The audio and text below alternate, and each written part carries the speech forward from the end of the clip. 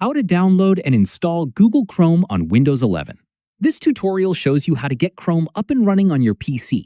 First, open your current browser. This could be Microsoft Edge or any other browser already on your PC. From there, head to the address bar and type google.com/Chrome and press Enter. After that, you'll land on the official Chrome download page. Click the Download Chrome button. At this point, a setup file will begin downloading. Wait for it to finish. Once the download is complete, open your Downloads folder and double-click the Chrome setup file to run it. Following this, Windows may ask if you want to allow the app to make changes to your device. Click Yes to proceed. From here, Chrome will begin installing automatically. You don't need to click through any additional steps. It handles everything on its own. After a short wait, Chrome will finish installing and open up on its own. At this point, you can sign into your Google account to sync your bookmarks, passwords, and other data across devices. Finally, if you want Chrome as your default browser, it may prompt you to set it as default.